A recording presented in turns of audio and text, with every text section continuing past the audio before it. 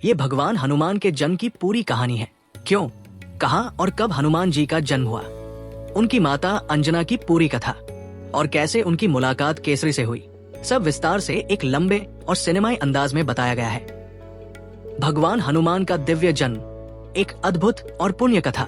जब समय की गोद में स्वर्ग और धरती का मिलन हुआ, तब जन्म हुआ उस वीर का जो न राजा था न ऋषि, पर देवताओं का भी आराध्य बन गया। ये है पवन पुत्र हनुमान की चमत्कारिक जन्म कथा।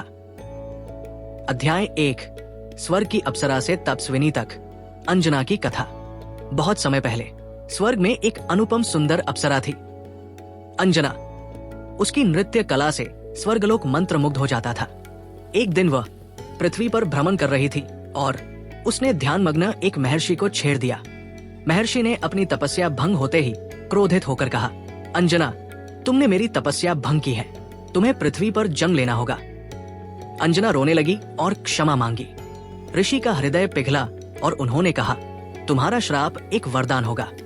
पृथ्वी पर तुम्हें एक ऐसा पुत्र प्राप्त होगा जो बल, बुद्धि और भक्ति में अद्वितीय होगा। इस प्रकार अंजना ने धरती पर एक वानर कुल की कन्या के रूप में जन्म लिया, सुंदर, शांत और तपस्विनी। अध्याय 2, केसरी, वो वानर योद्धा जिसने राक्षसों से रक्षा की। उसी वन क्षेत्र में रहते थे एक महान योद्धा केसरी, जो सुमेरु पर्वत पर वास करते थे। वे शिव भक्त थे, पराक्रमी थे और जंगलों के रक्षक भी। एक दिन अंजना जंगल में ध्यान में लीन थी, तभी एक राक्षस शंभासुर ने उस पर हमला कर दिया। केसरी वहां पहुंचे और भयंकर युद्ध कर राक्षस का अंत किया। अंजना ने केसरी में वीरता के साथ करुणा देखी और दोनों के बीच एक पवित्र विवाह हुआ। उनका संबंध केवल प्रेम से नहीं, बल्कि एक दिव्य उद्देश्य से बंधा था। अध्याय 3, वायुदेव की कृपा, हनुमान का दिव्य गर्भ।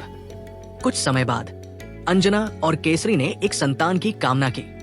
अंजना ने कठिन तप शुरू किया, भगवान शिव की भक्ति में लीन हो गई। उधर अयोध्या में राजा दशरथ पुत्र कामेष्टि यज्ञ कर रहे थे।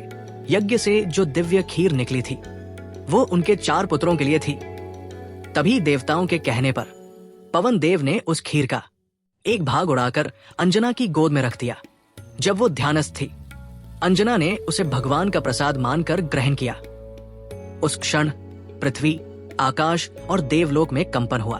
उस दिव्य क्षण में हनुमान का गर्भ ठहर गया, एक दिव्य संतान जो शिव का अंश, केसरी की वीरता, अंजना की भक्ति और वायु की गति से जन्म ले रही थी।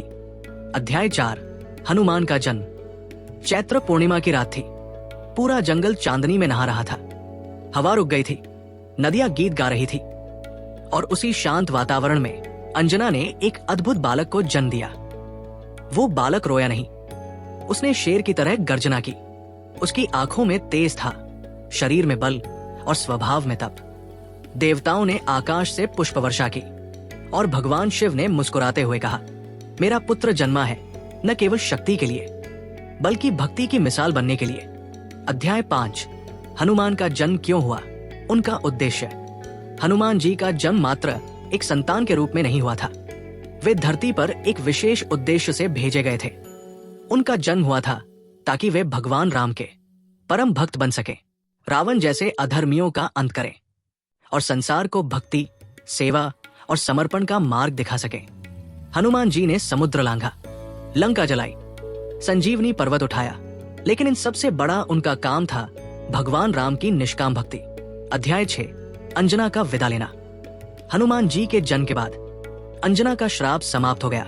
उन्होंने अपने पुत्र को आशीर्वाद दिया और स्वर्ग लोक को लौट गई। जाते जाते उन्होंने कहा, पुत्र, तू केवल बलवान नहीं, तू राम का दास बनकर संसार में भक्ति की ज्योति जलाएगा। उपसंहार। जय हनुमान ज्ञान गुण सागर।